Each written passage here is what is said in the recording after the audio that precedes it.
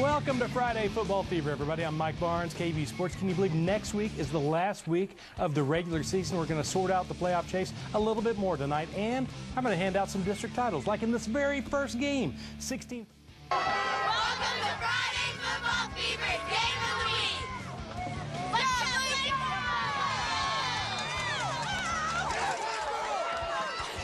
Welcome back, everybody. Friday Football Fever t-shirts being thrown out in Blanco tonight. The side of our Game of the Week.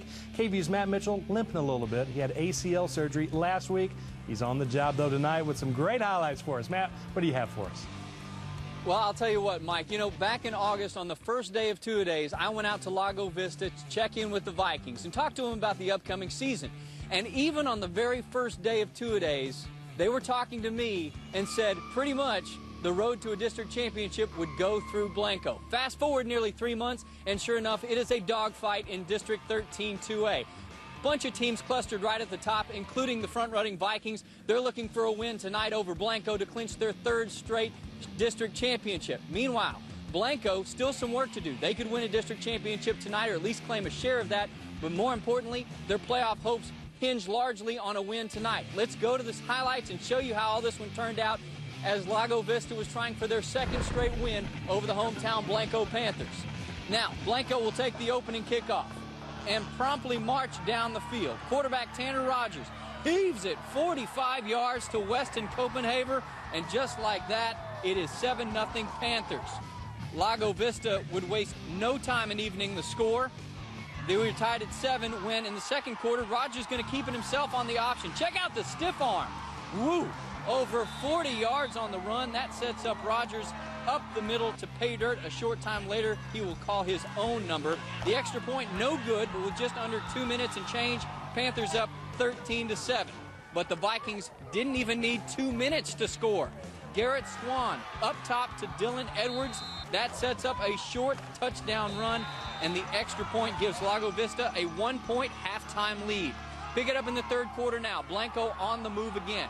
Rogers going to swing it out to Colton Childress, who does the rest of the work himself. Tight roping down the sideline, 40 yards.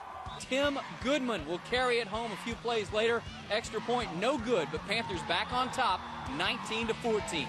In the fourth quarter, the Vikings go back on top by a virtue of Swan's short TD run to make it 20-19 Lago Vista. But no quit in these Panthers. What a slugfest tonight, folks. Rogers airs it out. Childress hauls it in for a 38-yard gain, and that sets up the drive. Will stall there, but that would set up T.J. Rabbie. Coaxes, a 30-yard field goal over the uprights.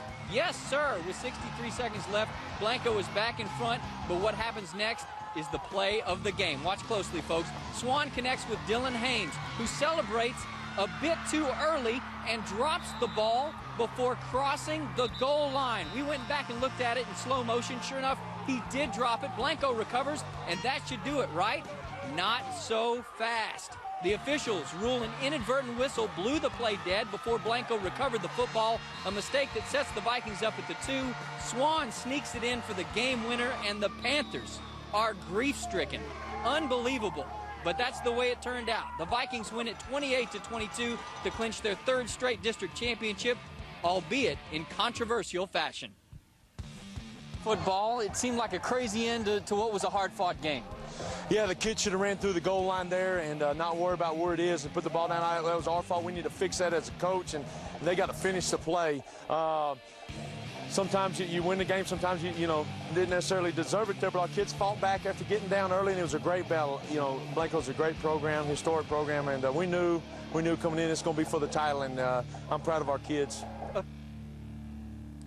Yeah, and he should be. They fought hard all night, so did the Blanco Panthers. Now, as far as Lago Vista is concerned, their playoff fates are assured. They will close out the season at Comfort next week. Meanwhile, Blanco's still some work to do. They'll take on Luling in Luling for a shot at the playoffs. But as for tonight, Lago Vista claims the 13-2A title with the 28-22 victory over the hometown Blanco Panthers. With our Game of the Week in Blanco, I'm Matt Mitchell for Friday Football Fever. Thank you, Matt. Great use of instant replay. Sort of. Should use it even better, though. Appreciate that. How about this? Time to talk about T-shirts. I've been giving away so many T-shirts, I'm almost running out. So I'm digging through the drawers, finding some old ones I've been stashing just for that special person who goes to the Friday Football Fever page on Facebook, likes it, and leaves a great comment, huh? How about this one? Nice looking one there. Nice looking one here with the 00. They could be yours. Maybe something else I can find. Just leave a great comment tonight or tomorrow. I'm going to pick some winners on Sunday and let you know who's going to be the winner. Oh, terrible throw. We'll be right back. Here's that final. You have all those playoff scenarios figured out, all the positive points, the three-way ties? Guess what? We'll sort it all out and tell you who everybody is making the playoffs next week, the final regular season of Friday Football Fever.